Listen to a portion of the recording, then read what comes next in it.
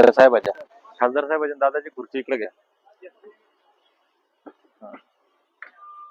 बांधवांनो, जय मल्हार. प्रथमतः राज्यभरामध्ये ज्या ताकदीनं मल्हार मावळ्यांनी आणि माझ्या अहिल्यामाईंच्या लेकींनी रास्ता रोको करून सरकारचं डोकं ठिकाणावर आणण्याचा प्रयत्न केला, त्याबद्दल सर्वांचे मनापासून आभार व्यक्त करतो.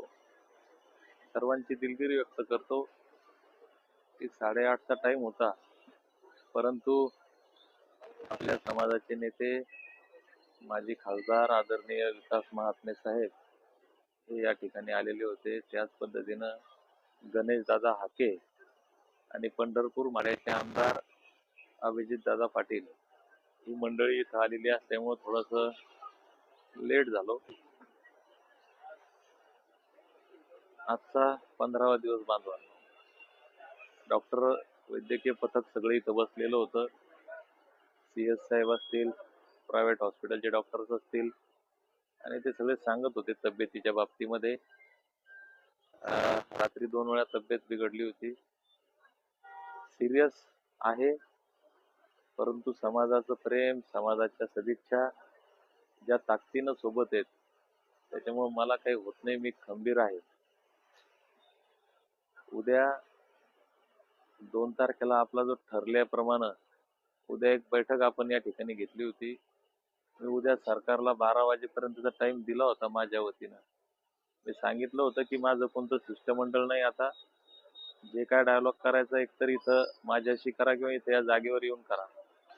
आणि 12 वाजेपर्यंत जर सरकारनं पॉझिटिव्ह निर्णय घेतला नाही, तर त्यानंतर पुढच्या आंदोलनाची काय दिशा ठरवायची, त्यासाठी मी विनंती करतो, ज्यांना वाटतं की कोणाचा काही सल्ला असेल, काही असेल, ते या आंदोलनामध्ये काम करणारे, आरक्षणाच्या चळवळीत काम करणारे, या सर्वांनी, जे तज्ज्ञ आहेत आणि ज्यांना या आंदोलनाविषयी काही आत्मीयता वाटत असेल आणि या आंदोलनाचं पुढं काय व्हावं, कसं व्हावं वाटत असेल, त्यांनी या ठिकाणी यावं. मी पर्सनल कोणाला फोन करू शकत नाही, कोणाला बोलू शकत नाही. त्याच्यामुळं जे बांधव हा व्हिडिओ ऐकत आहेत, पाहत आहेत, त्यांना विनंती आहे की आपण प्रत्येक धनगर बांधवाच्या मोबाईल पर्यंत हा व्हिडिओ पोहोचवा. मी नेहमी म्हणत असतो, आपली मीडिया, सोशल मीडिया.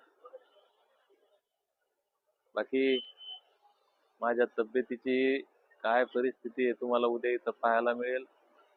मी कोणत्या परिस्थितीमध्ये लढतोय, कसा लढतोय, आणि मग पुढं काय करायचं हे सुद्धा सर्वांना कळेल.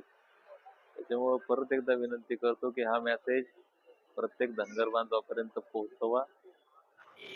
आणि परत आज ज्यांनी ज्यांनी या चक्काजाम मध्ये सहभाग घेतला, त्या सर्व मल्हार मावळ्यांचं, माझ्या अहिल्यामाईंच्या लेकींचं मनापासून मी अभिनंदन करतो, धन्यवाद देतो. जय मल्हार.